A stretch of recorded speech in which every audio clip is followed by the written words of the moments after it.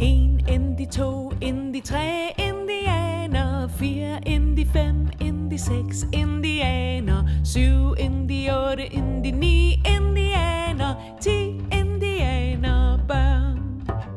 De hoppede ud i båden. 에거서 크리스티. 그리고 아무도 없었다. 제 16장 마지막 장. 수많은 영겁의 시간이 흘렀다. 세상은 돌고 소용돌이 쳤다. 시간은 움직이지 않았다. 드디어 멈추어 선 것이다. 시간은 수천 년을 지나갔다. 아니, 단지 몇 분이 지났을 뿐이다. 두 사람은 죽은 사람을 내려다보며 서 있었다. 천천히, 아주 천천히. 베라 클레이슨과 필립 롬바드는 머리를 들고 서로의 눈을 들여다보았다. 챕터 2. 롬바드가 웃으면서 말했다. 그렇게 됐군. 그렇죠, 베라? 베라가 말했다.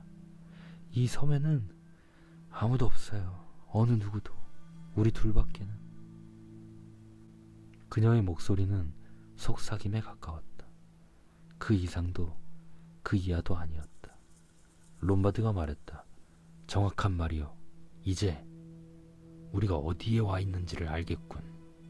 베라가 말했다. 그것을 어떻게 했죠? 그 대리석고 속임수 말이에요. 그는 어깨를 으쓱했다. 마술 같은 속임수지요. 아주 훌륭한 속임수. 그들의 눈길이 마주쳤다. 베라는 생각했다. 왜 내가 진작에 저 얼굴을 잘 살펴보지 못했지? 늑대. 바로 그거야. 늑대의 얼굴이야. 저 무시무시한 이빨. 롬바드가 말했다. 그의 목소리는 차라리 으르렁거리는 소리라고 하는 게 어울렸다. 위험하고 위협적인 소리.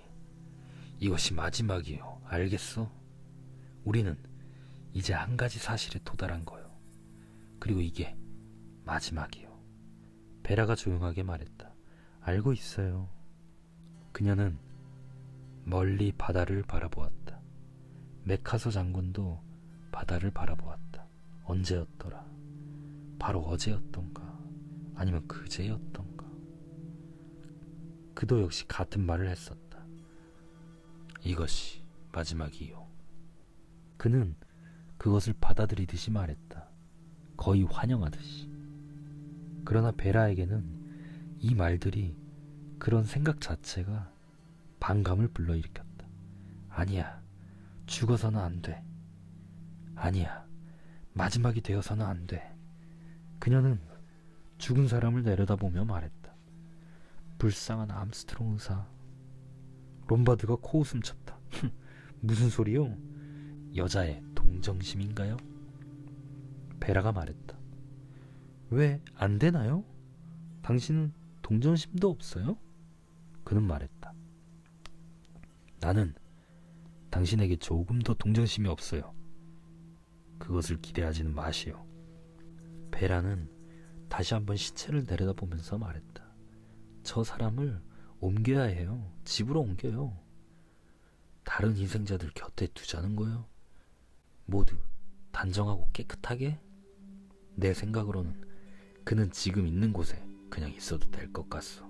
베라가 말했다. 어쨌든 그를 바닷물이 닿지 않는 곳으로 옮겨요. 롬바드가 웃으면서 말했다. 원하신다면. 그는 몸을 굽혀서 시체를 끌어당겼다. 베라는 그에게 기대어 그를 도왔다. 그녀는 힘껏 끌어당겼다. 롬바드가 숨을 가쁘게 내쉬었다. 그렇게 쉬운 일은 아니군.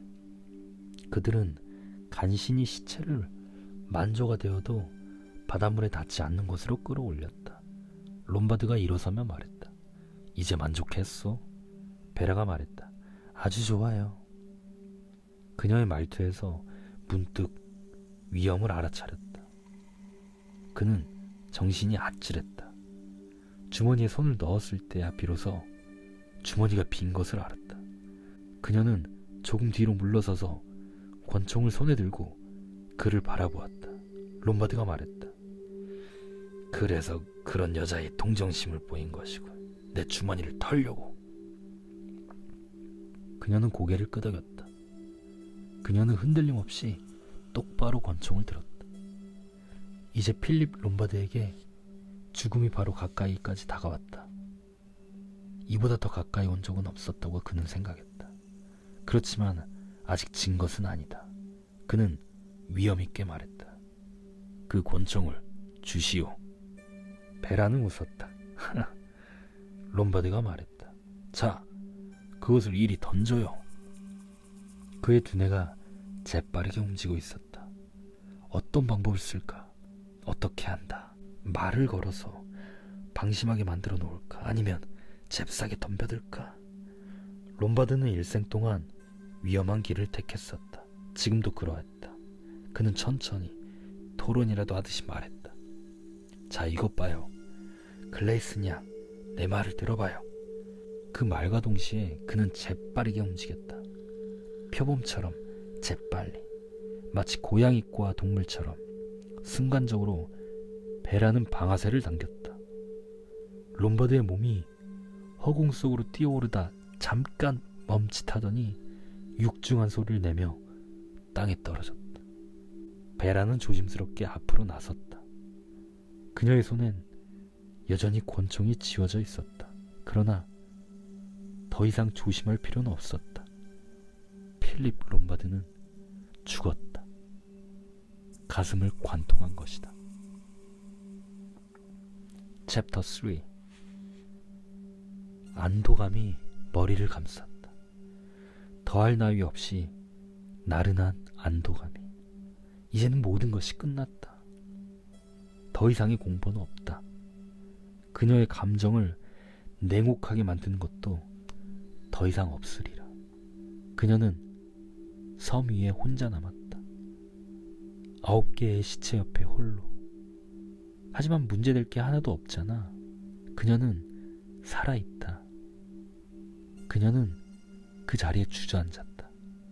더할 나위 없는 행복감, 어디에도 비길 데 없는 평온함, 두려움은 더 이상 없을 것이다. 챕터 4. 마침내 베라가 일어났을 때 태양은 거의 다 지고 있었다. 그녀는 그것을 바라보면서 조금도 움직이지 않았다. 그녀에게는 그 찬란한 안도감 이외에는 어떤 것도 느낄 수 없었다. 그녀는 문득 배가 고프고 졸립다는 것을 깨달았다.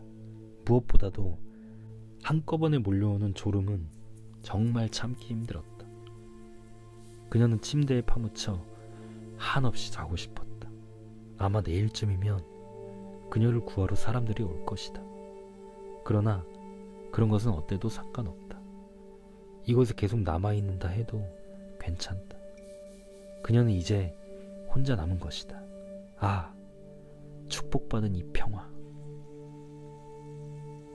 그녀는 일어서서 저택을 바라보았다. 이제는 두려울 것이 하나도 없다. 어떤 공포도 그녀를 기다리지 않는다. 저것은 단지 잘 지은 현대식 저택에 불과하다. 조금 전만 해도 몸을 떨지 않고서는 쳐다볼 수 없었는데. 두려움, 이 낱말은 얼마나 이상스러운 것인가. 하지만 이제는 모든 게 끝났다. 그녀는 정복한 것이다. 정말로 아슬아슬한 위기를 넘어서 승리를 거둔 것이다. 그녀는 순간적인 판단과 기민함으로 자기를 파멸시킬지도 모르는 상대를 넘어뜨렸던 것이다. 그녀는 집 쪽으로 걸어갔다. 해는 거의 다 져가고 있었고 서편 하늘은 붉은색과 오렌지색으로 물들어 있었다. 무척이나 아름답고 평화로운 광경이다. 베라는 생각했다.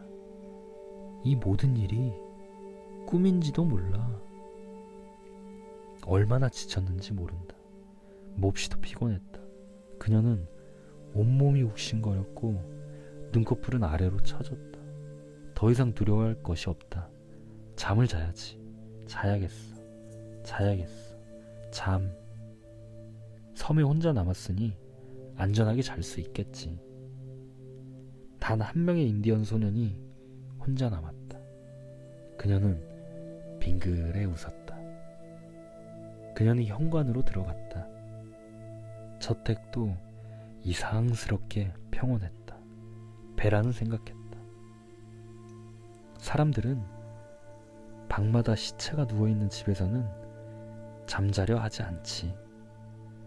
부엌으로 가서 아무거라도 좀 먹어야 하지 않을까? 그녀는 잠시 망설였다.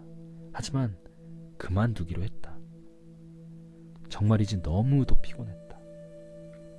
그녀는 식당 앞에 멈추었다. 식탁 위에는 아직도 3개의 인디언이 남아있었다. 베라는 웃으며 말했다. 얘들아, 너희들은 지각생이야. 그녀는 2개를 집어들어서 창밖으로 내던져버렸다. 정원의 돌바닥에 부딪혀서 부서지는 소리가 들렸다. 그녀는 남아있는 인형을 손에 들고 말했다. 나하고 함께 가자. 우리는 이겼단다. 우리는 이겼어. 홀은 어두워져가는 빛으로 인해 침침했다. 베라는 인디언 인형을 손에 꼭 쥐고 계단을 오르기 시작했다. 아주 천천히. 그녀의 다리가 천근만근 무거웠다. 한 명의 인디언 소년이 혼자 남았다. 그 애는 어떻게 되었었지? 그래. 그 애는 결혼해서 아무도 없게 되었지. 결혼이라 우스운 일이었다. 갑자기 휴고가 이 집 안에 있다는 느낌이 들다니. 그것도 아주 강하게. 맞았어. 휴고는 위층에서 기다리고 있을 거야. 베라는 혼잣말로 중얼거렸다. 이런 바보. 너는 너무 피곤해서 환상을 일으키고 있는 거야. 그녀는 천천히 계단을 올라갔다. 계단 맨 위에서 무엇인가가 그녀의 손에서 떨어졌다.